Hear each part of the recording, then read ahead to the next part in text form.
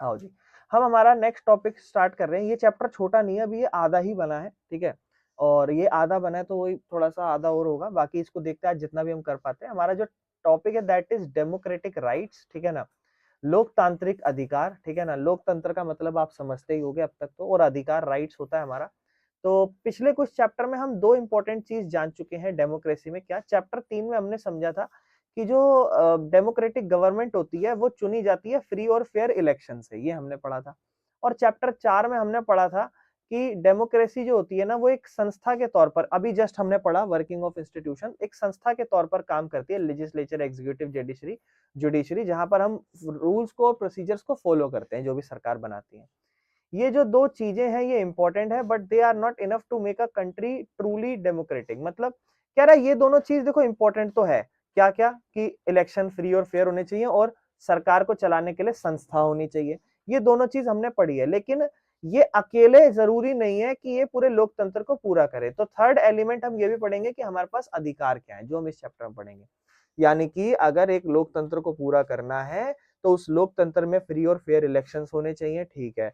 और उन जो भी सरकार चुनी जाती है उनको चलाने के लिए एक बढ़िया सी एक सिस्टमेटिक तरीके से सरकार का एक सिस्टम होना चाहिए, एडमिनिस्ट्रेशन होना चाहिए, ठीक। तो क्या कहते हैं, दूसरा क्या हमने पढ़ा कि एग्जीक्यूटिव मतलब हमारा एडमिनिस्ट्रेटिव सिस्टम बढ़िया होना चाहिए। तीसरा इंपॉर्टेंट एलिमेंट है डेमोक्रेसी को समझने के लिए अधिकार, राइट्स, कि हमारे राइट्स के ऊपर क्या बात हो रही है। तो एक रियल डेमोक्रेसी में एक और चीज जरूरी होती है that is enjoyment of rights. आपके पास क्या राइट है, भले ही एक गवर्नमेंट इलेक्ट करी जाती है प्रॉपरली और इंस्टीट्यूशन के थ्रू काम करती है, लेकिन वो नहीं कर सकती जो भी वो चाहती है, समझ रहे हो। देखो कौन चुनता है, हम लोग चुन रहे हैं सरकार को, सरकार हमारे साथ कि हाँ जी अब हम पावर में, हमारा जो मन करेगा अब जैसे मैं इस टाइम पर करंटली सबसे बेस्ट एग्जांपल देता हूँ। आपने यूजीसी कुछ, अगर आपने थोड़ा बहुत न्यूज़ देखा हो तो आपने यूजीसी के बारे में थोड़ा बहुत सुना होगा। आज उत्तर प्रदेश में ये बड़ा चल रहा है और आजकल लोग ऐसा कह रहे हैं कि बीजेपी वर्सेस बीजेपी चल रहा है, जैसे नरेंद्र मोदी अमित शाह वर्सेस योगी आदित्यनाथ, ये चल रहा है उत्तर प्रदेश में भी। क्या कहते हैं, जबरदस्ती खिलाफ करा जा रहा है योगी आदित्यनाथ को, ये वो ऐसे ऐसे बहुत सारी चीजें चल रही। क्यों? क्योंकि एक कानून पास करा गया वहां पे दैट इज यूजीसी। मेरे को इसके बारे में अभी प्रॉपरली जानकारी है नहीं, मैंने ज्यादा खास पढ़ा नहीं, लेकिन थोड़ा थोड़ा मैंने इतना सुना है कि ये शायद, मतलब प्रॉपर मैं ये नहीं कह रहा कि जो भी मैं कह रहा हूँ वो सच है, ये शायद मतलब लोग इसको, इसके जो अगेंस्ट जा रहे हैं ना, वो इस नजर से जा रहे हैं कि ये कानून ऐसा है कि अगर मतलब जैसे मान लो कॉलेजेस में या कहीं पर भी अगर कोई जनरल कास्ट का बंदा है और उस जनरल कास्ट के बंदे को मतलब जैसे फॉर एग्जांपल उसने किसी लोअर कास्ट के खिलाफ कुछ भी गलत बोला, कुछ भी खिलाफ बोला, तो उसको उस पर सजा हो सकती है। वो उसको नहीं बोल सकता, लेकिन लोअर कास्ट का बंदा बोल सकता है। ऐसा ये चीज मुझे अभी तक पोर्ट्रे होते हुए नजर आया कि लोग इसलिए प्रोटेस्ट कर रहे हैं कि हमारे खिलाफ है, ये हमारे खिलाफ है, इसलिए लोग प्रोटेस्ट कर रहे हैं इसको। तो ये वहां पर अभी क्या हुआ ना, अब देखो ये सरकार ने कानून पास कर दिया, लेकिन अभी इसको सुप्रीम कोर्ट या फिर वहां शायद हाई कोर्ट है, मेरे ख्याल से सुप्रीम कोर्ट है, इसको होल्ड पे रखा है कि अभी ये लागू नहीं होगा या फिर इसको थोड़ा हम देखेंगे, अभी ऐसे कि नहीं है। तो ये क्या, ये सिस्टम है, एडमिनिस्ट्रेटिव सिस्टम, समझ रहे हो। तो आप देख रहे हो कि सरकार चुनी जा रही है। अब सरकार कौन चुन रहा है, भाई हम लोग चुन रहे हैं।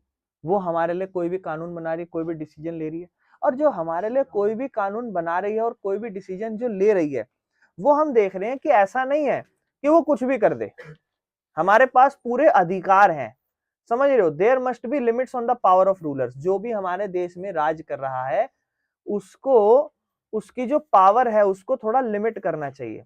कुछ लिमिट जो होती है ना वो डेमोक्रेटिक राइट्स ऑफ सिटीजंस होते हैं, जो हमारे अधिकार, मतलब कुल मिला के सीधी सी बात है, सरकार काम करना चाहती है करे, जो भी अधिकार कानून पास करना चाहती है करे, मगर कुछ चीजों का ध्यान रखे। क्या? हम जो है आम नागरिक हैं, सीधे साधे इंसान हैं, हमारे कुछ अधिकार हैं जीवन जीने के, तरीके से रहने के, वो अधिकार वो हमसे नहीं छीन सकती। दिस इज डेमोक्रेटिक राइट्स, और यही राइट्स के बारे में हम इस चैप्टर में पढ़ेंगे। लो कि इस चैप्टर में हम क्या पढ़ने वाले हैं, कि सरकार है, सरकार को हम ही लोग चुनते हैं, सरकार का एक बकायदा पूरा सिस्टम है, लेकिन इसका मतलब ये नहीं है सरकार हमारे साथ एक्सप्लॉइटेशन करे।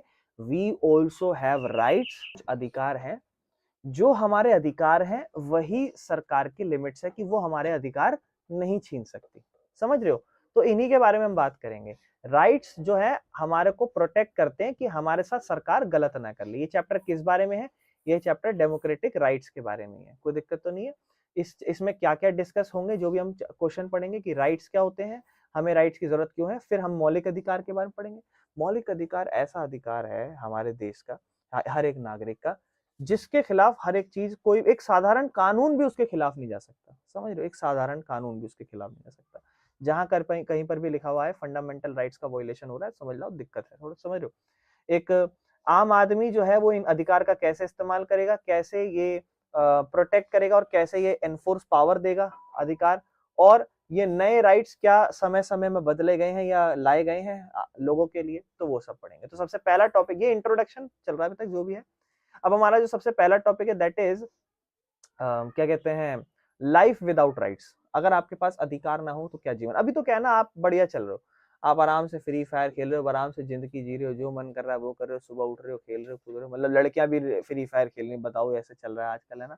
तो जो भी लाइफ है विदाउट राइट्स, मतलब समझ अधिकार, अगर मान लो आपका अधिकार छीन ले, घर वाले करते हैं ना, अब से तू नहीं खेलेगा, पेपर होगा, टाइम आ रहा है, या तू नहीं खेलेगी, ये वो, गुस्सा आ जाता है, ये वो अधिकार छीन लिया, ये वो ना, है ना? समझ रहे हो? हम फिर थोड़ा सा लड़ने वड़ने लग जाते हैं घर वालों से। Link with the previous chapter से पढ़ते हैं। तो देखो हमने जो ये बुक है उसमें समझा है कि राइट्स के बारे में बार बार समझा है। जैसे चैप्टर 1 में अपन ने पढ़ा कि फ्री और इलेक्शंस होने चाहिए, इक्वालिटी मिलनी चाहिए, अधिकार ध्यान देने चाहिए। चैप्टर 2 में हमने पढ़ा था कि फंडामेंटल राइट्स बहुत ज्यादा जरूरी है हमारे लिए। चैप्टर 3 में पढ़ा कि हर इंसान को अधिकार है, वोट देगा, इलेक्ट, फिर मंत्री चुनेगा, इवन जो मंत्री बनना चाहता है वो भी आसानी से मंत्री बन सकता है। चैप्टर 4 में हमने पढ़ा कि क्या कहते हैं, अगर लॉ कानून के खिलाफ है तो हर इंसान जो है वो कोर्ट के पास जा सकता है, जो हमने वर्किंग ऑफ इंस्टीट्यूशन पे पढ़ा। तो अब हम समझेंगे कि क्या होता है अगर लोगों के पास अधिकार ही ना हो। यहाँ तो हम पढ़ रहे हैं ना कि अधिकार मिलने चाहिए, अधिकार मिल रहे हैं, अधिकार मिल रहे हैं। तो ये गुआंतानामो बे एक जगह का नाम है, हो सकता है मैं गलत पढ़ रहा हूँ। तो यहाँ पे जेल है यूएसए के अंदर। इमेजिन करो एक 9 साल का बच्चा जिसका नाम था आनस, ठीक है ना, एनस है, जो भी आनस ही होगा इसका नाम, ठीक है ना? तो इसने क्या करा, ध्यान से समझना, इसने एक लेटर लिखा, letter he wrote a letter asking a painful question, एक बहुत ही पेनफुल सवाल पूछा। तो why is my father in prison, what he has done wrong है, बोल रहे हैं। ओके, अच्छा, बच्चा नहीं है जेल के अंदर, समझ रहे हो? हम तो, मैं तो ये सोचा कि बच्चा जेल में है। उसने अपने मतलब लेटर लिखा कि मेरा बाप जेल में क्यों है, मतलब सॉरी, मेरे पापा जेल में क्यों है, और ऐसा क्या उन्होंने गलत कर दिया। तो हुआ क्या था, कहते हैं 600 लोग थे अलग अलग देश से, सीक्रेटली अरेस्ट कर लिए थे यूएस आर्मी ने, चुपचाप से। जैसे अभी हुआ ना, वो कहाँ पे, कौन सी जगह में हुआ था? हाँ देखो, इसको ये याद है, वेनेजुएला, ठीक है ना? वहां पर गए, रातों रात मंत्री मंत्री सो रहा था, बीवी के साथ उठा के ले गए उसका, है ना? यही हुआ ना मेरे ख्याल से है? नहीं, ये नहीं हुआ, यही हुआ। देखो कितनी जानकारी है, देखो बच्चों को हमारे। तो क्या कहते हैं, उन्हें फिर क्या करा ना, 600 लोगों को उठा लिया चुपचाप से, ना कोई जांच पड़ताल ना कुछ, और उन्हें इस जेल में क्यूबा के पास रखा, ठीक है? और आनस के जो पिता थे, जिनका नाम था जमील इल बन्ना, वो उनमें से एक जने थे 600 में से। क्या प्रिजनर क्या प्रॉब्लम फेस करे? भाई सिंपल सी बात है, कभी भी आपको कोई अरेस्ट करे, तो मान लो जैसे आपने फ्री फायर खेली और आपको कोई अरेस्ट कर ले कि तुम गेम खेल रहे हो इस तरीके से तो, तो आपका ना, आपको अगले 24 घंटे में के अंदर आपको वहां का जो मजिस्ट्रेट होता है या जो भी गजेस्टेड ऑफिसर होता है उसके सामने प्रेजेंट करना पड़ता है। समझ रहे हो? बकायदा कि हमने इसे इसलिए पकड़ा है। वो अगर अनुमति दे देंगे कि हाँ जी ठीक है, कोई मतलब जो डिस्ट्रिक्ट कोर्ट होता है ना, अगले 24 घंटे में पेश करना पड़ता है वहां पे। अगर उन्होंने नहीं किया तो फिर दिक्कत हो जाएगी, समझ रहे? पुलिस वाले ऐसा कर नहीं सकते। तो प्रॉपर ट्रायल नहीं चला, फैमिलीज को बताया नहीं, ठीक है ना? जो प्रिजनर्स थे वो मीट नहीं कर पाए, वो सॉरी मीट नहीं कर पाए रिलेटिव से, ठीक है ना? समझ रहे हो? प्रिजनर्स जो थे वो अपने रिलेटिव से नहीं मिल पाए, और they could not approach any court, और बहुत सारे प्रिजनर्स को जो है टॉर्चर करा गया था। इवन जो डिक्लेयर गिल्टी भी नहीं थे उनको रिलीज भी नहीं किया जा रहा था। बदतमीजी हो रही है ना, अधिकार नहीं मिल रहा किसी को, है ना? समझ रहे हो? तो किसने ये बात रिपोर्ट करी? तो एक एमनेस्टी इंटरनेशनल रिपोर्टेड है, जहां पर उसने ह्यूमन राइट वायलेशन दिखाया, और यूनाइटेड नेशन ने भी सपोर्ट करा इन चीजों को। बाकी फिर भी यूएस गवर्नमेंट ने कहा कि हमारे यहाँ तो ऐसा कुछ भी नहीं हो रहा। तो बिना राइट्स के इनोसेंट जो है वो भी बहुत ज्यादा सफर करते हैं, बहुत ज्यादा। दूसरी कहानी पढ़ते हैं, citizens rights in Saudi Arabia, ठीक है ना। सऊदी अरेबिया की बात हो रही है, यहाँ पे नागरिकों के अधिकार की बात हो रही है। सऊदी अरेबिया की तरफ अगर हम देखें तो जहाँ पर बहुत सारे रिस्ट्रिक्शंस है, सिचुएशन कैसी है, वहां पर वो हेरिडिटरी किंग है, मतलब लड़का मरा, राजा मरा, उसका लड़का, फिर उसका लड़का, फिर उसका लड़का, ये वाला हिसाब है। लोग जो है वो अपने मंत्री चुन नहीं सकते, मतलब लीडर नहीं चुन सकते। राजा कंट्रोल करेगा, लेजिस्लेचर, एग्जीक्यूटिव, जुडिशरी सब खुद से कंट्रोल करेगा। कोई पॉलिटिकल पार्टी अलाउ नहीं है, मीडिया जो है वो क्रिटिसाइज नहीं कर सकती रूलर को, कोई फ्रीडम नहीं है रिलीजन की, धर्म की कोई आजादी नहीं है। मतलब जो एक धर्म माना जाता होगा, मेजरली मुझे लगता है इस्लाम फॉलो करा जाता होगा, वुमेन को अनइक्वल ट्रीटमेंट मिलता है, ठीक है ना। एक एक आदमी को दो औरत के बराबर माना जाता है वहां पे, ठीक है ना। तो जब सिटीजन्स के पास राइट ही नहीं है तो वो फ्रीली इक्वली रह नहीं सकते। तीसरी कहानी पे चलते हैं, एथनिक मसैकर इन कोसोवो। तो पढ़ते हैं भैया क्या हुआ। इसको कोसोवो ही कहते हैं कि जोवो को कुछ कहते हैं, कोसोवो ही कहते होंगे ना, ठीक। तो कोसोवो, ये क्या, यूगोस्लेविया इस जगह का पार्ट है। मेजोरिटी आबादी जो है ना वहां पे वो अल्बेनियन है, ठीक है ना, एथनिक अल्बेनियन। लेकिन इस देश में सर्ब जो है ना वो मेजोरिटी में है, मतलब जो ज्यादातर आबादी जो है कोसोवो में, ठीक है ना, मतलब ये हाँ यूगोस्लेविया का पार्ट है। तो यहाँ पर ज्यादातर एथनिक अल्बेनियन लोग रहते हैं। लेकिन इस देश की अगर हम बात करें तो देश में सर्ब लोग जो है वो मेजोरिटी में है। तो एक लीडर था जिसका नाम था मिलोसेविक, वो पावर में आया इलेक्शन के थ्रू। तो गलत क्या हो गया भैया, इलेक्शन के थ्रू तो आया, सब चीज सही होनी चाहिए। गलत ये हो गया कि वो चाहता था कि जो सर्ब है वही पूरे देश में डोमिनेट करें, ठीक है ना। तो जो अल्बेनियन माइनॉरिटीज थी ना, जहां पर अल्बेनियन लोग कम हुआ करते थे वहां पर हमला कर देता था, घर जला देता था, परिवारों को मार देता था। तो पेनफुल इंसिडेंट ये हुआ कि एक बूढ़ी औरत थी जिसका नाम था बतीशा होक्सा, होग्जा होग्जा कर क्या कहते हैं उसे, एक्स को होग्जा, बतीशा होग्जा करके। ये इसने देखा कि उसका सोल्जर ना उसकी पति को मार रहा है, ठीक है ना, उसकी कह रहा हूँ, उसके पति को मार रहा है, और उसका जो घर है वो भी जला दिया गया। होमलेस हो गई बेचारी, हेल्पलेस हो गई, अलोन हो गई, ठीक है ना। स्टोरी नहीं डाली पर इंस्टाग्राम पे, बिल्कुल बढ़िया काम है। ठीक है ना। तो एंड ऑफ द स्टोरी ये है कि बाकी कंट्रीज में हम देख रहे हैं इंटरवीन किया जा रहा है ना, जैसे कि मिलोसेविक जो है वो पावर खो गया, ठीक है। मतलब बाद में होता क्या, दूसरे देश ने इंटरवीन करा और उसके ऊपर ट्रायल चला, ठीक है ना, क्राइम पकड़ा उसको कि ह्यूमैनिटी के खिलाफ चल रहे थे भाई, तुम लोगों को इतना बुरा मारा तुमने। यहाँ से क्या समझ में आया कि चुनी हुई सरकार जो है ना वो भी अगर बहुत हानिकारक हो सकती है, मतलब मोदी साहब जो है वो हानिकारक हो सकते। बिल्कुल ये एग्जाम्पल तो देखो मुस्लिम लोग रिलेट करते हैं कभी कभी कि ये मोदी साहब हमारे साथ ऐसा कर देंगे। ठीक है ना। तो मतलब देखो, अगर कल को कोई और सरकार, ये तो मैं मुस्लिम के बता रहा हूं, पर हिंदू भी यही सोचेंगे कि मोदी मत हटाओ वरना फिर मुस्लिम ऐसा कर देंगे, है ना। तो वो तो चलता रहेगा मेरे भाई, तो एक सिक्के के दो पहलू हैं, तो वो इधर है तो वो उधर भी चलता रहेगा, समझ रहे हो।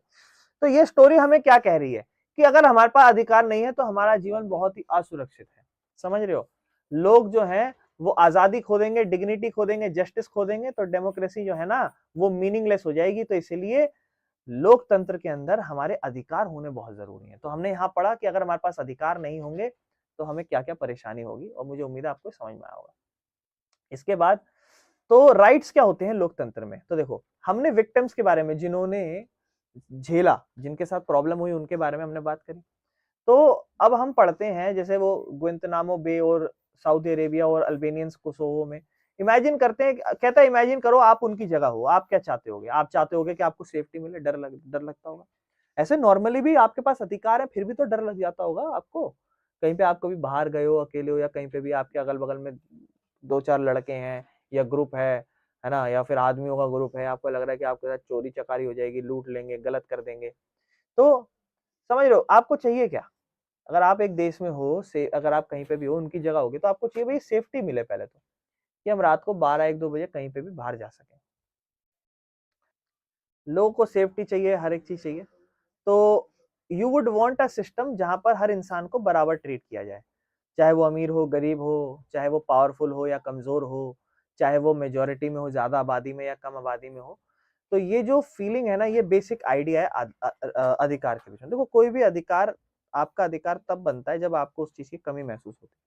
तो आपको लगेगा कि हाँ ये मेरे पास होना चाहिए, तो वो कमी आपकी अगर कोई दूर हो जाए, देन यू फील कि हाँ ये मेरे पास होना चाहिए, तब मैं इस चीज को फुलफिल कर सकता हूँ। अब जैसे आप बच्चे हो, आपसे बेहतर अपने अधिकार को आप नहीं समझते होगे। अभी आप देखते हो आपके घर वाले आप पे थोड़ा रिस्ट्रिक्शंस डालते होंगे, एक टाइम को आपको लगेगा हम बड़े होंगे, हम थोड़ा आजाद होंगे, then we will have rights, हमारे पास अधिकार होंगे, हम ये कर सकते हैं, हमारे पास थोड़ी आजादी होगी, है ना। तो वही तरीके।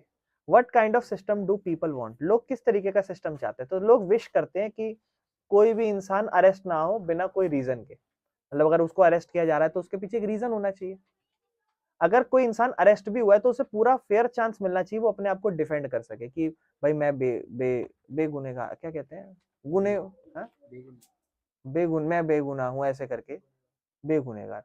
Rules apply to everyone equally, rules हर किसी के लिए बराबर होने चाहिए, ठीक है ना, चाहे वो मंत्री का बेटा हो, चाहे वो किसी का भी हो। जो लोग रूल्स को ब्रेक करें उन्हें पनिश किया जाना चाहिए। लेकिन लोग ये भी समझते हैं कि अधिकार जो है ना वो अनलिमिटेड भी नहीं हो सकते। भाई क्या आपके पास ये अधिकार है कि आप 15 साल की उम्र में गाड़ियां चलाओ? नहीं, है ना। अब आप मन में लड़ाई कर सकते हो कि भाई हमारे पास ये अधिकार क्यों नहीं है ना। तो ये समझना पड़ेगा ना अपने को कि कुछ अधिकार ऐसे हैं हमारे जिसे हम हमारे पास अनलिमिटेड अधिकार नहीं हो सकते। कर सकते हैं हम ये चीज, मगर ये रूल्स के खिलाफ है। तो समझ रहे हो, एवरीवन मस्ट बी रीजनेबल, हर इंसान को बिल्कुल तरीके से कायदे में रहना है, ऐसे नहीं कुछ भी कर सके। What we demand for our self we must allow for others to, मतलब जो हम जिस चीज की डिमांड रखते हैं हम, है ना, एक दूसरे से, तो वो हम दूसरों से भी रख सके वही सेम चीजों की मांग, इस तरीके से। तो ये जो बैलेंस है ना, इसे हम जस्टिस और फेयर प्ले कहते हैं, कि राइट्स हो मगर ऐसा नहीं कि हर चीज मिल जाए, समझे उस तरीके से। तो राइट्स क्या कहलाते हैं, व्हाट आर राइट्स, ठीक है, इस तरीके से बातें चल रही है। कहता है राइट्स एक तरीके से क्लेम होते हैं जो जिससे एक इंसान क्या कहते हैं on other people, on society, on government लगाता है, मतलब राइट्स क्लेम्स है, समझ रहे हो। एक तरीके से क्लेम है जो एक इंसान दूसरे लोगों पे या एक समाज पे या सरकार पे लगाता है। हम लोग चाहते हैं खुश रहना, हम लोग चाहते हैं बिना डर के रहना, हम चाहते हैं हर इंसान को रिस्पेक्टफुली ट्रीट किया जाए, तो हम एक्सपेक्ट करते हैं कि जो अदर है ना, बाकी लोग है, वो हमें भी हार्म ना करे, समझ, और सेम टाइम पे हमें भी ये बात ध्यान रखनी कि हम भी किसी को हार्म ना पहुंचाए, नुकसान ना पहुंचाए। तो एक राइट तभी वैलिड है अगर वो इंजॉय करा जाए हर इंसान के द्वारा। भाई मैं किसी चीज को काम करके मैं बहुत खुश हूं तो ये मेरा अधिकार बन सकता है, लेकिन उससे आपको नुकसान हो रहा है तो ये मेरा अधिकार नहीं है, मैं ये काम नहीं कर सकता। या आप कोई ऐसा काम ना करो जिससे मुझे नुकसान हो, तो वो आपका अधिकार नहीं रहेगा। लेकिन हाँ, हम दोनों ऐसा काम कर रहे हैं जिससे हम एक दूसरे से प्रभावित भी हो रहे हैं और वो हमारे को नुकसान भी नहीं दे रहा, तो ये हम हमारे राइट्स है, हम इसको एंजॉयफुल कर सकते हैं, समझ लो। मतलब कोई भी चीज, जैसे मान लो खेलना कूदना हो गया, दोनों आपस में बॉक्सिंग कर रहे हैं, जबरदस्ती लड़ रहे हैं, तो दोनों एक दूसरे को सेटिस्फाई फील कर रहे हैं, हाँ मारूंगा मैं तुझे, तू मुझे मारियो, बस खेल कूद चल रहा है इस तरीके से। लेकिन राइट क्या नहीं हो सकता, ऐसा जिससे आप दूसरे को हर्ट कर दो, समझ रहे हो, है ना, ये आपका अधिकार नहीं है। अधिकार क्या नहीं हो सकता, देखो आपका अधिकार ना आपके ऊपर ही है, किसी के अधिकार से कोई उम्मीद मत करो, समझ रहे हो। तो you can not say I have the right to break my neighbours window, वही सिंपल चीज है ना कि मेरे पास तुम्हारा पूरा अधिकार है, ऐसे ये नहीं हो सकता ना। हर इंसान का अपना खुद का अधिकार है और उसको जीवन जीने दो, ठीक है ना। और खुद भी दूसरों के आश्रित जीवन ना जियो। One community has the right to control the whole country, एक ऐसा भी नहीं होना चाहिए ना कि एक समाज के पास पूरा अधिकार हो कि वो पूरे देश को कंट्रोल कर सके, समझ रहे हो। राइट जो है ना वो रीजनेबल होने चाहिए, सबके लिए बराबर होने चाहिए अधिकार। राइट कम विद ड्यूटीज, अब देखो जब आपके पास अधिकार मिलता है ना तो फिर वो जिम्मेदारी के साथ मिलता है। अगर आपको कोई अधिकार दिया गया है तो आपकी ड्यूटी भी है कि आप उसको निभाओ। अगर आपके पास अधिकार है कि आप कहीं भी खुले में फ्रीडम है, आप कहीं भी जा सकते हो, कहीं भी आ जा सकते हो, आपके पास जो भी राइट्स है, तो वो ड्यूटीज भी है, वो आपकी जिम्मेदारी भी है कि आप इसको सही तरीके से निभाओ। तो हर राइट जो होते हैं ना वो ड्यूटी के साथ आते हैं, रिस्पॉन्सिबिलिटी के साथ आते हैं, समझ रहे हो। तो रिस्पेक्ट अदर राइट्स, दूसरे के राइट्स की भी रिस्पेक्ट करो, समझ रहे हो। बिहेव रिस्पॉन्सिबिलिटी, तमीज से पेश आओ, ठीक है ना। और राइट्स जो होते हैं ना वो सेल्फिश डिमांड्स नहीं है, समझ रहे हो, मतलब ऐसा नहीं है कि वो सेल्फिश डिमांड्स है। Right exist only in society, rights जो है ना वो सिर्फ समाज में एग्जिस्ट करते हैं। राइट जो होते हैं ना वो सोसाइटी में ही एग्जिस्ट करते हैं। Just claiming something does not make it right, मतलब किसी चीज को क्लेम करना कि हाँ ये मेरा, इसका मतलब ये नहीं है कि उस पर अधिकार है आपका। अगर आप उस चीज को क्लेम करना चाहते हो, उस क्लेम को अधिकार बनाना चाहते हो, तो समाज स्वीकारे कि हाँ भाई ये तेरा ही है, मान रहे हैं हम, ठीक है ना। या फिर कानून उसको रिकॉग्नाइज करे कि हाँ जी ये तुम्हारा ही है। इसीलिए राइट जो होते हैं ना वो अधिकार अधिकार जो होते हैं ना वो समय समय पर बदलते रहते हैं और देश टू देश अलग अलग होते हैं। एग्जाम्पल 200 साल पहले जो वुमेन जो थी ना, उनका वोटिंग जो था वो बड़ा ही स्ट्रेंज नजर आता था समाज को, औरतें ये वोट देंगी, छी, ये तो अनपढ़ गवार है, इन्हें क्या वोट देने दोगे, इन्हें तो कुछ पता भी नहीं है, इस तरीके से कहते थे। मैं ही नहीं कह रहा आपको, मैं बता रहा हूँ। आप खुद सोचो ना, जब पढ़ाने के लिए नहीं आगे भेजा जा रहा, 13-14 साल की उम्र में बच्चा पैदा करवाया जा रहा है, 9-9 10-10 वो बच्चे पैदा कर रही है, उसका काम क्या है? वो सिर्फ मशीन बना के छोड़ रखा है। देखो कुल मिला के सीधी सी बात है कि भाई का बच्चा पैदा करने की मशीन है, ये बच्चा ही पैदा करते रहेगी, खाना बना के देगी, रोबोट है ये तो, बस खत्म। समझ रहे हो? वो इंसान नहीं माना जा रहा, समझ रहे हो? जस्ट अपना अपना काम निकलवा रहे हैं। लेकिन आज के टाइम पे हम अगर ये कह दें कि औरतों को वोट नहीं देना चाहिए, औरत खड़ी हो जाएगी चांटा ही चांटा मारेगी। कुल मिला के बात ये है, समझ रहे हो?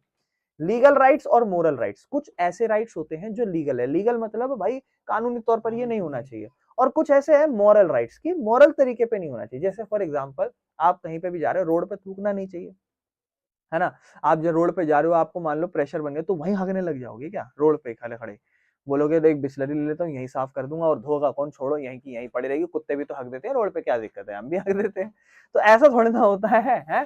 तो मोरल राइट्स क्या है कि आप रोड पे जाओ, कूड़ा उड़ा कहीं दिखे, अब जैसे क्या होता है कि आप कहीं भी बाहर खाते पीते हो, तो कूड़ा क्या, कूड़ा अपनी जेब में रखो, कहीं डस्टबिन भी दिखे तो करो। फिर हम लोग ही बोलते हैं ना, अरे सरकार बहुत ही बेकार है, सरकार ये वो है, वही सेम चीज है। और एक होते हैं लीगल राइट्स, जो लीगल तौर पर है, मतलब मोरल राइट्स वो जो हम फील करते हैं कि हाँ ये अधिकार है। जैसे प्रिजनर्स जो है ना, उन्हें टॉर्चर नहीं किया जाना चाहिए। हाँ उन्होंने क्राइम किया है, मत मारो, अब तो ऑलरेडी पकड़े गए हैं, क्या करें? ठीक है ना? और लीगल राइट्स क्या, कि राइट्स जो कानून की किताबों में जो कोर्ट सुनाता है, वो राइट्स हो गए, समझ रहे हो? तो एक हो गए मोरल राइट्स, मोरल अधिकार, कि ये इंसान के पास तो बेसिक है, तो होना ही चाहिए। और लीगल जो कानूनी तौर पर है, समझ रहे हो? एग्जाम्पल, जो प्रिजनर्स था गुंतनामो बे में, उनके पास एक मोरल राइट्स हुआ करता था, ठीक है ना? लेकिन एक्चुअल में उसे ले जाया ही नहीं गया कोर्ट में। तो राइट्स जो थे ना, जब वो कानून के अंदर लिखे गए हो, तो वो इनफोर्सेबल हो जाते हैं। और जब राइट्स वायलेट करे जाते हैं, तो कह रहा है अगर गवर्नमेंट वायलेट करती है राइट को, या सिटीजन वायलेट करते हैं राइट को, तो वो वायलेशन ऑफ राइट कहलाता है, और फिर उसमें लोग कोर्ट जा सकते हैं। अधिकार है, ये हम वैसे पढ़ चुके थे, वैसे थोड़ा सा एक बार फिर से पढ़ते हैं। कहता है right come with duties, rights जो है, अधिकार जो है, वो ड्यूटीज के साथ आते हैं। ड्यूटीज मतलब आपका कर्तव्य। तो हर अधिकार एक कर्तव्य के तौर पर आता है। रिस्पेक्ट अदर राइट्स, दूसरों के जो अधिकार हैं उनकी रिस्पेक्ट करें, ठीक है ना? बिहेव करें जिम्मेदार तरीके से। Rights are not selfish demand, rights जो आपके अधिकार है ना, वो डिमांड्स तो हैं, आप मांग रखते हो तभी तो आपके राइट्स हैं, लेकिन कोई ऐसी डिमांड नहीं है जो सेल्फिश डिमांड हो। समझ रहे हो? ये आपकी जरूरत है, एक तरीके से अगर आप कहना चाहोगे तो ये आपकी जरूरत होती है। कहता है right exist only in society, just claiming something does not make it a right. किसी चीज को क्लेम करना कि ये मेरी है, इसका मतलब ये नहीं है कि वो आपका अधिकार है। झूठा क्लेम भी तो हो सकता है। For a claim to become a right, अगर जो भी आप क्लेम कर रहे हो ये मेरा है, वो अधिकार जब होगा जब समाज उसे स्वीकारे कि हाँ ठीक है ये तुम्हारा ही है, तब वो आपका अधिकार है। आप कहो कि ये चीज मेरी है, हम कह रहे हैं कि नहीं ये तुम्हारी नहीं है, तो समाज स्वीकार नहीं रहा ना। समझ रहे हो?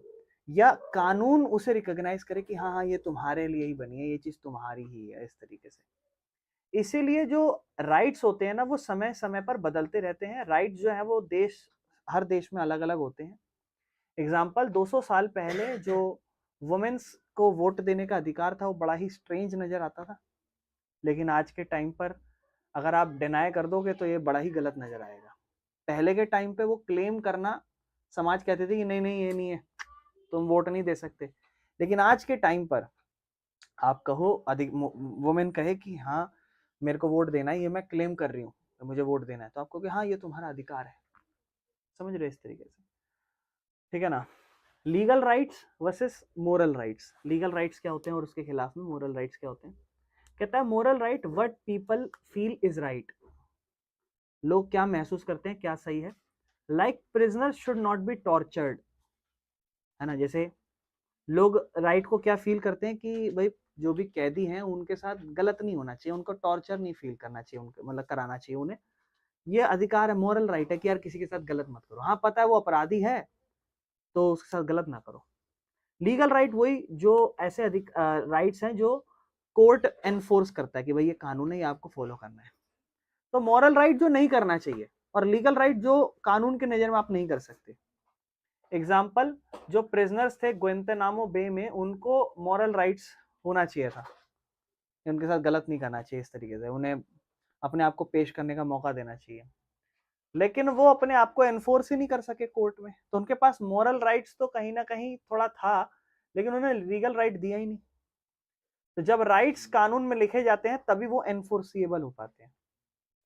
जब अधिकारों का वॉयलेशन हो, मतलब अधिकार जो आपको दिए गए हैं उनका उल्लंघन हो, तब अगर सरकार आपके अधिकारों का उल्लंघन कर रही है, जो भी आपके कानून है, आपके अधिकार हैं जो, वो सरकार कहे नहीं तेरी नहीं चलेगी इस तरीके से, या फिर सिटीजन जो है, नागरिक जो है, जो रह रहे हैं, वो किसी के अधिकार का उल्लंघन करेगा, खड़े होकर तमाचा मार दो किसी को इस तरीके से, तो वो कहलाता है कि उस अधिकार जो आपको दिया गया था उसका क्या करना, उल्लंघन करना।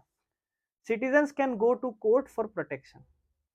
नागरिक जो है वो कोर्ट जा सकते हैं किस चीज के लिए, प्रोटेक्शन के लिए। 3 तरीके के क्वालिटी के अधिकार होते हैं, मतलब जो आपके अधिकार है ना उनकी 3 क्वालिटी होती है, क्वालिटी की बात हो रही है, रीजनेबल, रिकॉग्नाइज्ड बाय सोसाइटी और sanctioned by law.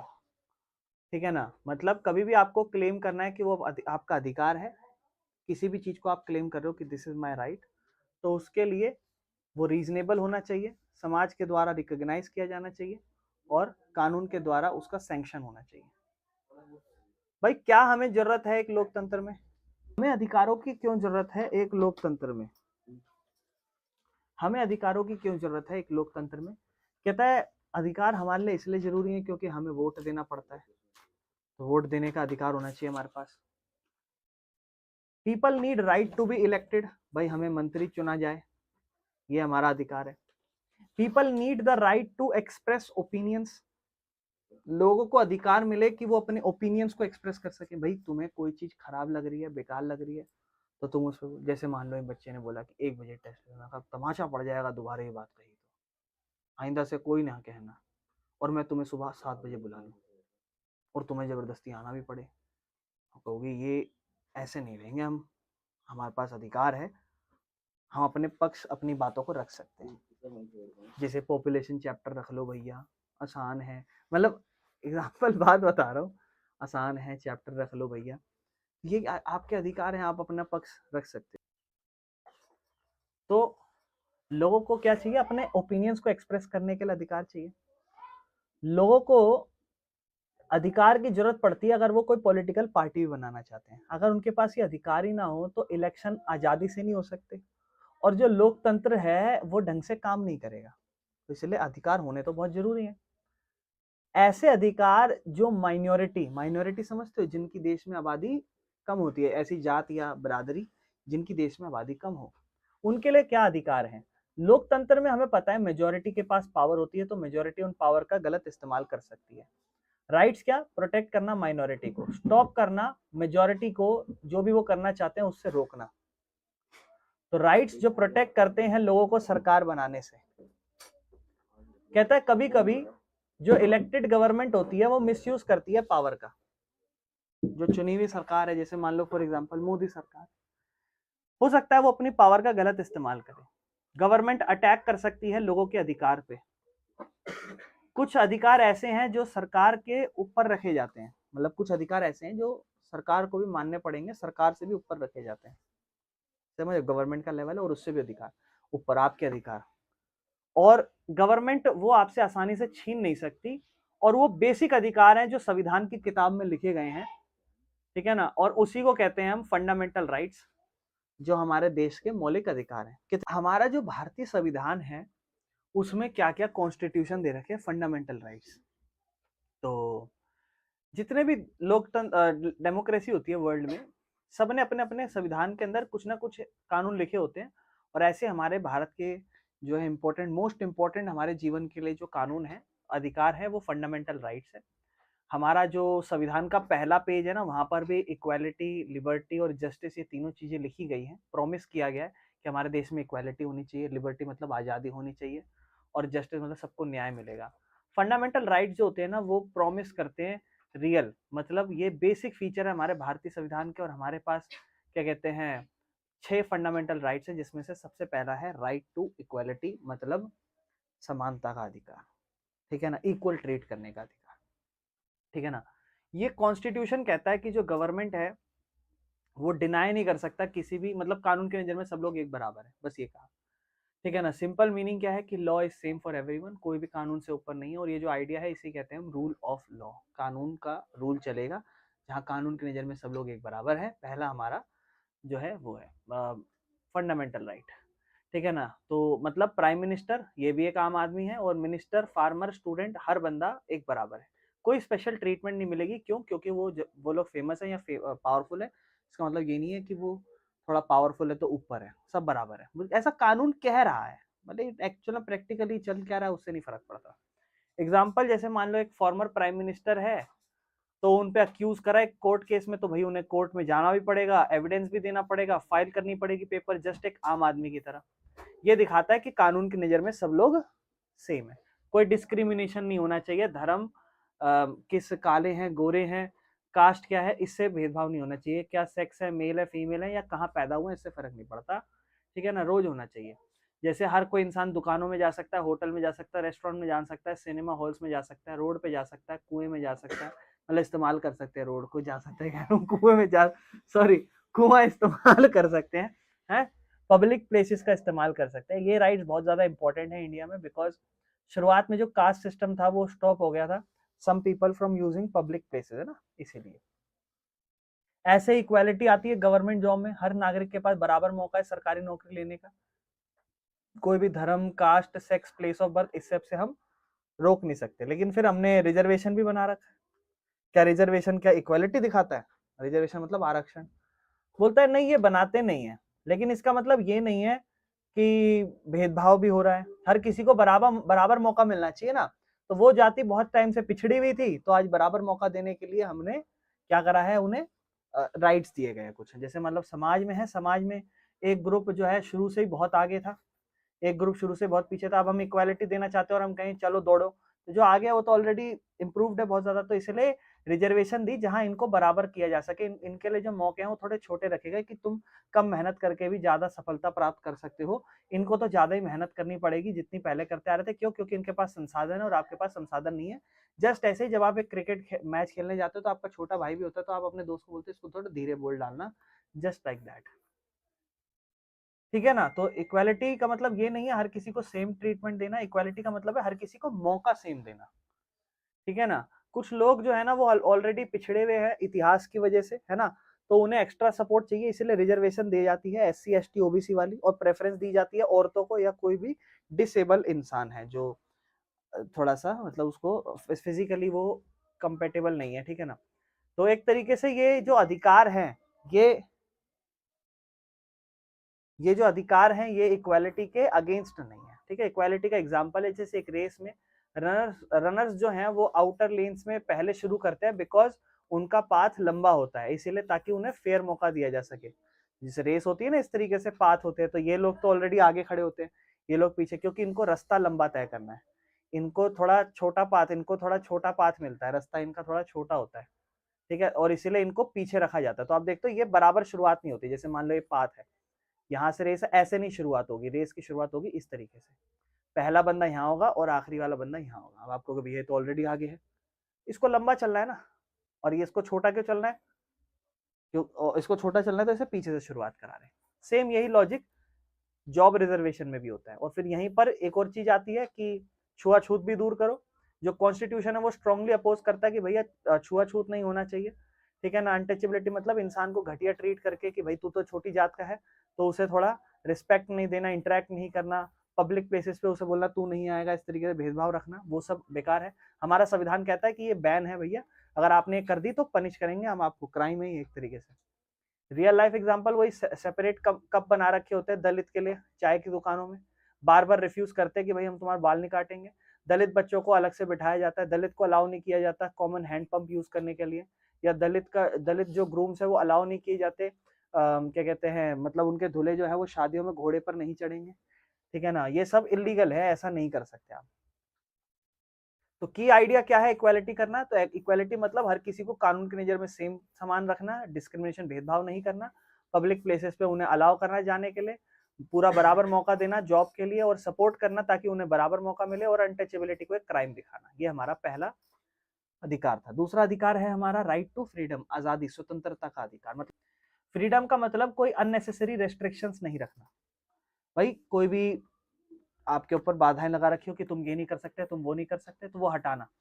Real life में इसका मतलब है कि बाकी लोग जो है ना वो कंट्रोल नहीं करेंगे आपका जीवन, गवर्नमेंट जो है वो इंटरफेयर नहीं करेगी आपकी लाइफ में बिना कोई रीजन के। ठीक है ना, हम एक ऐसे समाज में रहते हैं जहां हम फ्री होना चाहते हैं, आजादी से सोचना चाहते हैं, आजादी से बोलना चाहते हैं, आजादी से अपना काम चुनना चाहते हैं, और जहां जाना चाहें वहां जा सकते हैं। इसीलिए जो हमारा भारतीय कानून है वो हमें राइट देता है फ्रीडम का। बाकायदा 6 तरीके की आजादी दी जाती है फ्रीडम के अंदर। एक तो freedom of speech and expression, बोलने का और अपने व्यवहार को एक्सप्रेस करना, अपनी बातों को एक्सप्रेस करने की आजादी। फ्रीडम टू असेंबल पीसफुली, मतलब आप अगर कहीं गठबंधन बना के, ग्रुप बना के कहीं मिलना चाहते हो, शादी वादी या कहीं कोई ग्रुप बनाना चाहते हो, आजादी से बना सकते हो। कोई संस्था बनानी है, कोई यूनियन बनाना है, बना लो।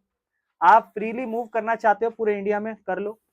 आप फ्रीडम चाहते हो किसी भी इंडिया के पार्ट में, कर लो। फ्रीडम चाहते हो प्रैक्टिस करना कोई भी प्रोफेशन या ऑक्यूपेशन, कर लो, कोई दिक्कत नहीं है। इंपॉर्टेंट रूल क्या है फ्रीडम का, कहता है हर नागरिक को बराबर है आजादी मिली हुई है, लेकिन उस आजादी से आप किसी दूसरे को नुकसान ना पहुंचा देना। ठीक है ना, ठीक है। Your freedom should not create violence, ठीक है ना, तब ना करे। आपकी फ्रीडम अनलिमिटेड नहीं है, कुछ रेस्ट्रिक्शंस है जो होनी चाहिए, जैसे पब्लिक ऑर्डर है ना, सेफ्टी, मोरालिटी, नेशनल इंटरेस्ट। मतलब आपका जो आजादी है उससे ये नहीं कि आप देश को नुकसान पहुंचा रहे हो, देशद्रोही बन रहे हो, समझ रहे हो। मोरालिटी मतलब मॉरल नहीं हो कि हाँ ये कोई दिक्कत नहीं है, नहीं मुझे पता है ऐसा नहीं करना चाहिए मगर फिर भी मैं कर रहा हूँ। मॉरल चीज होती है ना, कुछ मॉरल वैल्यूज, तुम्हारे माँ बाप ने ये नहीं सिखाया, वो नहीं सिखाया, वैसी वाली चीजें। ठीक है ना, सेफ्टी जैसी चीजें, या पब्लिक ऑर्डर, जो हमें पब्लिक ऑर्डर में मतलब तरीके से समाज में मेंटेन करके बातें करनी चाहिए या रहना चाहिए। तो freedom of speech and expression पे बात करें तो सबसे इंपॉर्टेंट आजादी है ये। क्यों? बोलने की आजादी और अपने व्यवहार या अपनी चीजों को, अपनी बातों को एक्सप्रेस करने की आजादी। ठीक है ना, आप अपने थॉट्स, अपने विचारों को एक्सप्रेस कर सकते हो, आप डिस्क्रेस कर सकते हो दूसरों को, डिसएग्री कर सकते हो, सॉरी डिसएग्री कर सकते हो दूसरे के, मैं तुम्हारी बात से सहमत नहीं हूँ। सामने वाला कुछ भी कहता जाए और आप कहो कि मुझे पसंद तो नहीं आ रही, तो कह दो ना कि नहीं पसंद आ रही, मुझे तुम्हारी बात सही नहीं लग रही। ठीक है ना, you can criticise the government peacefully, है ना। लोग सरकार को कितना क्रिटिसाइज करते हैं, जैसे उस तरीके से आप अपने आइडियाज को चलते हुए, लिखते हुए, है ना, मतलब इन सब न्यूज़पेपर में, इन सब तरीके से अपनी बातों को, पैम्फलेट में, पेंटिंग्स में, पोएम्स में, गानों में अपनी बातों को क्या कर सकते हो, एक्सप्रेस कर सकते हो। लेकिन फिर कुछ कुछ ऐसी जगह है जहां पर आप फ्रीडम ऑफ स्पीच जो है ना, आपको वहां पे थोड़े लिमिट्स हैं। क्या? वायलेंस नहीं फैला सकते, मतलब बोलने की आजादी तो ये नहीं कि कुछ ऐसा बोलो और इससे दंगे छिड़ जाए, समझ रहे हो। कोई विद्रोह नहीं कर सकते, आप किसी चीज को, प्रोटेस्ट नहीं होता है, रिबेल करना, अगेंस्ट जाना, वो नहीं कर सकते। कोई गलत चीजें नहीं बोल सकते जिससे कि किसी की इज्जत वो हो जाए, है ना, समझ रहे हो, नीचे हो जाए। या आप हेट्रेड नहीं फैला सकते लोगों के बीच में, ये आपकी जिम्मेदारी है कि आपको आजादी तो मिली है, लेकिन आपकी जिम्मेदारी है कि आपको ये नहीं करना, आपको इस चीज की आजादी नहीं मिली, समझ रहे हो। और freedom to assemble peacefully, meetings, मिलके बैठ के आराम से मीटिंग कर सकते हो, ठीक है ना, रैली निकाल सकते हो, ऑर्गेनाइज कर सकते हो, डेमोन्स्ट्रेशंस, पार्ट कर सकते हो, इलेक्शन कैंपेन्स में पार्टिसिपेट कर सकते हो। लेकिन जो मीटिंग है वो पीसफुल चलनी चाहिए, कोई हथियार नहीं होना चाहिए और कोई पब्लिक प्रॉपर्टी का डैमेज नहीं होना चाहिए। फ्रीडम टू फॉर्म एसोसिएशन, कोई संस्था बनानी हो, संगठन बनाना हो, जैसे नारीवाद, नारी शक्ति, आदमीवाद, आदमी शक्ति, मतलब ऐसे ऐसे होते नहीं है। तो नागरिक जो है वो कोई भी यूनियन बना सकते हैं, कोई ग्रुप बना सकते हैं, कोई ऑर्गेनाइजेशन स्टार्ट कर सकते हैं। मतलब कोई वर्कर जो है वो लेबर यूनियन बना सकते हैं, या कोई भी नागरिक जो है वो करप्शन या पॉल्यूशन को दूर करने के लिए कोई संगठन बना ले और मिलकर सब लड़ाई लड़े। Freedom of movement and residence, मतलब आपको आजादी है कि आप कहीं भी इंडिया में ट्रैवल कर सकते हो, किसी भी स्टेट में रह सकते हो। एक पर्सन जो आसाम से है वो बिजनेस स्टार्ट कर सकता है हैदराबाद में, भले ही वो कभी गया ना हो वहां पे, तो उसकी आजादी है भाई, किसी भी शहर में जाना और किसी भी, समझ रहे हो। Freedom to choose any occupation, मतलब कोई भी काम धंधा आपको चुनना है, आप चुन लो, है, कोई भी नौकरी, कोई भी प्रोफेशन, ठीक है ना। लेकिन इसका मतलब ये नहीं है कि वुमेन जो है उन्हें फोर्स किया जा सके कि यही नौकरी कर, या लोगों को, लोअर कास्ट को आप फोर्स नहीं कर सकते कि तू तो पुराने जमाने से नीचा काम करता है, यही नीचा काम कर। वो अगर बड़ा बनना चाहे बन सकता है, भाई पूरा अधिकार है इंसान के पास। ठीक है ना, right to life on personal liberty, मतलब कॉन्स्टिट्यूशन ये कहता है कि कोई भी इंसान जो है उसे वंचित, मतलब दूर नहीं रखा जा सकता, जीवन की आजादी है उसे और लिबर्टी है, ठीक है ना। लेकिन कुछ लॉ है जहां पर एक्सेप्ट होते, मतलब कोई भी इंसान ऐसा नहीं है कि उसको जीवन की आजादी है या कुछ भी है, तो जब तक उसे कोर्ट ऑर्डर ना दे तब तक वो किसी को कोई मार नहीं सकता है, कोई भी किसी को। या फिर पुलिस जो है ना वो किसी को भी बिना लीगल रीजन के अरेस्ट नहीं कर सकती कि मन करा उठा लो, है ना। और अगर किसी इंसान को अरेस्ट भी कर ले तो क्या अधिकार है उसके पास, वो पूछे भाई मुझे क्यों अरेस्ट कर रहे हो, ठीक है ना, या फिर उसको जब भी अरेस्ट करा जाएगा तो अगले 24 घंटे में मजिस्ट्रेट के पास उसे प्रेजेंट करा जाएगा, ठीक है ना, और उसके पास पूरा अधिकार है कि वो अपना लॉयर भी ला सके, कोई दिक्कत तो नहीं। इसको फिर कल पढ़ स्टार्ट करते हैं। राइट अगेंस्ट एक्सप्लॉयटेशन, दो हमने पढ़ लिए। तीसरा शोषण के विरुद्ध अधिकार, इसे कहा जाता है हिंदी में। जब भी लोग इक्वालिटी मिल जाती है, लोगों को आज़ादी मिल जाती है, तो बहुत ज़्यादा जरूरी है कि कोई भी उनके साथ इसका एक्सप्लॉयटेशन ना करे। एक्सप्लॉयटेशन मतलब कोई भी उनकी मजबूरी का फायदा ना उठाए, अनफेयरली किसी को इस्तेमाल ना करे, किसी को फोर्स ना करे कोई काम करने के लिए, और इंसान को इंसान की तरह ट्रीट ना करके ऑब्जेक्ट की तरह ट्रीट करे। जो हमारा कॉन्स्टिट्यूशन संविधान है वो क्लियरली प्रोटेक्ट करता है जो हमारे समाज में गरीब वीक सेक्शन है उन्हें, और यही कहता है राइट अगेंस्ट एक्सप्लॉयटेशन, मतलब शोषण के विरुद्ध अधिकार, किसी के साथ गलत व्यवहार ना हो, मजबूरी का फायदा ना उठाया जाए। 3 एविल्स बैन कर रखे हैं हमारे संविधान ने। एक तो क्या, ट्रैफिकिंग इन ह्यूमन बींग्स, खरीदना और बेचना ह्यूमन को इलीगल है, पहले चलता था, आज भी चलता है। मोस्टली औरतों को और बच्चों को बेचा जाता है ना, ये फोर्स किया जाता है इनको। ये एक तो पहली बात इमोरल काम है और खतरनाक काम है, ये एक सीरियस क्राइम है, पहला। दूसरा फोर्स्ड लेबर, जिसे बेगर कहा जाता है, मतलब एक इंसान को फोर्स किया जाता है काम करने के लिए, बिना पेमेंट के लिए, बहुत कम पेमेंट में उसे काम दिया जाए। अगर ये लंबे समय तक हो रहा है तो वो एक बॉन्डेड लेबर बन जाएगा। फोर्स्ड लेबर जो है वो कंप्लीटली इंडिया में बैन है। फिर आता है चाइल्ड लेबर, 14 साल से कम उम्र का, उसको फैक्ट्री में, माइंस में, या रेलवे, पोर्ट, या फिर फायर क्रैकर्स के काम में उसे इन्वॉल्व करना।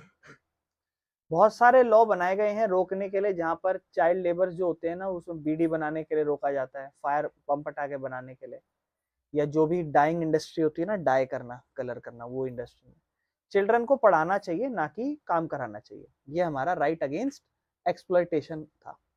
फिर है right to freedom of religion, धर्म को स्वीकार करने की आजादी। भारत एक सेक्युलर देश है, और इस पे आप धीरे धीरे पहले भी पढ़ चुके हो, उस पर चीजें बाद में भी आएंगी। सेक्युलर मतलब धर्मनिरपेक्ष देश है, मतलब सरकार का कोई लेना देना नहीं है धर्म पर। हर इंसान को बराबर मौका है कि वो जो मर्जी धर्म मनाना चाहे वो बना सकता है, और भारत देश का कानून जो है वो किसी एक धर्म को ऊपर नहीं मानता, सब इक्वल है। इसका मतलब हमारा जो देश है वहां कोई ऑफिशियल धर्म नहीं है, ये हिंदू धर्म का देश नहीं है भारत, हिंदू यहाँ से मेजोरिटी में है। और ये जो स्टेट्स है ये हर धर्म को, मतलब जो सरकार है उस देश की या जो भी गवर्नमेंट है वो हर धर्म को बराबर माने। ये अधिकार हमें क्या देता है, हर इंसान के पास पूरा अधिकार है कि वो किसी भी धर्म को मानना चाहे माने, किसी भी धर्म में प्रैक्टिस करना चाहे, या किसी भी धर्म को फैलाना चाहे वो फैला सकता है।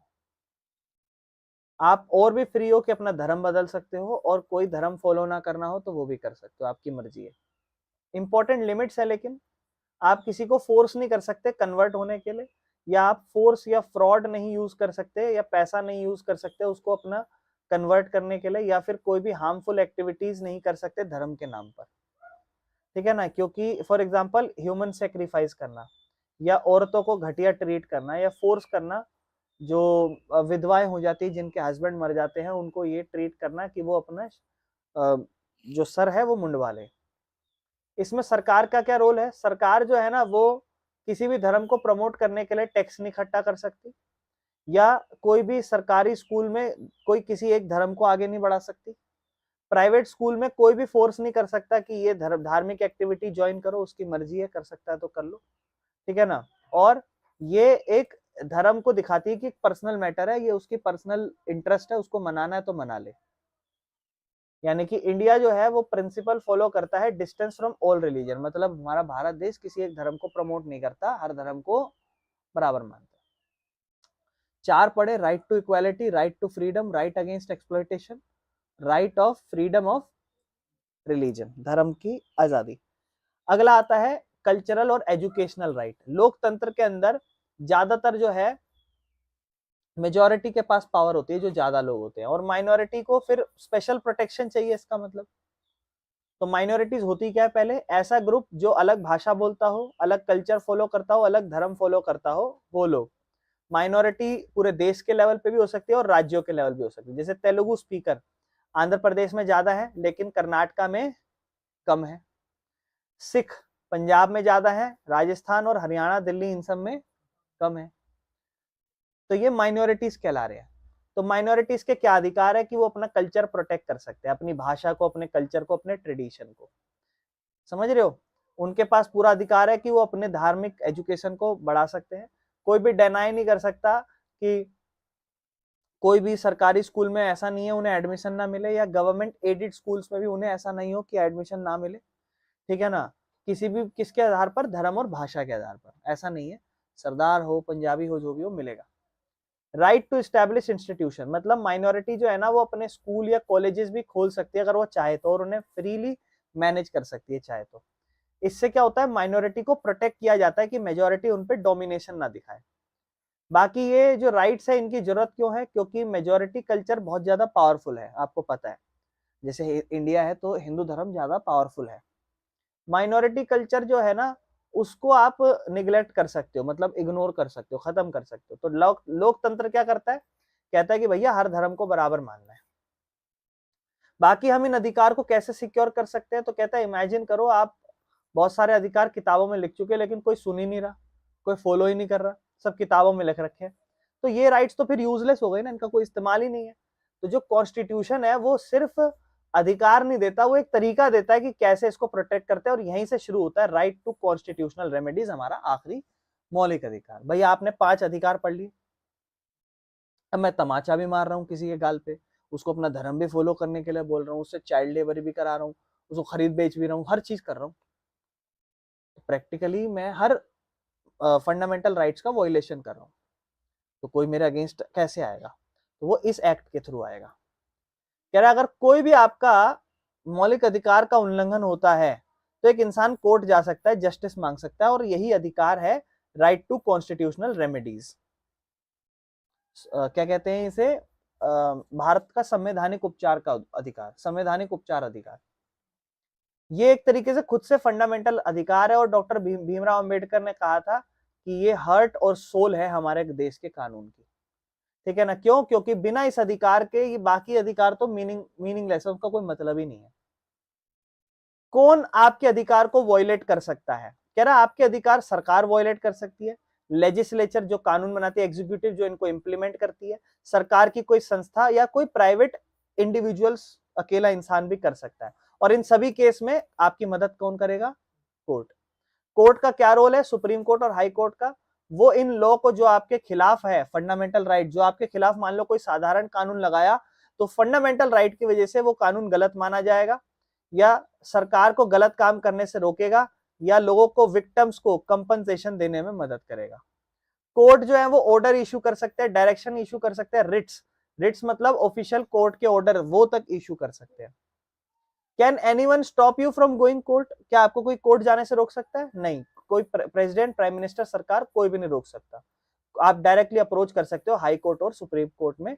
कैसे? PIL लगा के, पब्लिक इंटरेस्ट लिटिगेशन। मतलब शुरुआत में आपके साथ गलत हुआ है, आप ही कोर्ट जाओगे, आपके बिहाफ पे कोई और नहीं जा सकता, लेकिन अब कोई और भी आपकी याचिका को दायर कर सकता है, दर्ज करा सकता है। This is called PIL। बस शुरुआत में सिर्फ अफेक्टेड पर्सन ही कोर्ट जा सकता था, लेकिन अब कोई भी इंसान कोर्ट जा सकता है। तो ये क्या होता है? पब्लिक इंटरेस्ट के ऊपर बात होती है, और इसी को हम PIL कहते हैं। समझ में आया PIL का मतलब? मैंने समझाया। भाई ये इंसान नहीं जाना चाह रहा, या प्रॉब्लम है कुछ, तो मैं इनके बिहाफ पे केस लड़ रहा हूं, तो ये PIL हो गया। ठीक है ना? एक लेटर या पोस्ट कार्ड, वो भी केस शुरू कर सकता है अगर जज को लगा कि ये इंपॉर्टेंट है।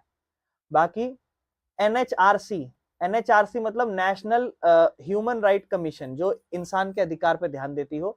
कभी कभी गरीब इंसान कोर्ट नहीं जा सकता तो उसके केस को इग्नोर किया जाता है, तो सरकार ने क्या करा ना, एक संस्था बना दी 1993 में। और ये संस्था क्या कर सकती है? ये संस्था देखेगी कि इंसान के साथ क्या सही में उसके राइट्स का वॉयलेशन हुआ है, क्या कोई भी जो भी ऑफिशियल है उसको भेजेगी, और वो सरकारी ऑफिसर्स क्वेश्चन पूछेंगे, प्रिजन्स में जाएंगे, इंस्पेक्ट रिकॉर्ड देखेंगे क्या है क्या नहीं है, और फिर जो भी विक्टिम है जिसके साथ गलत हुआ उसकी मदद करेंगे।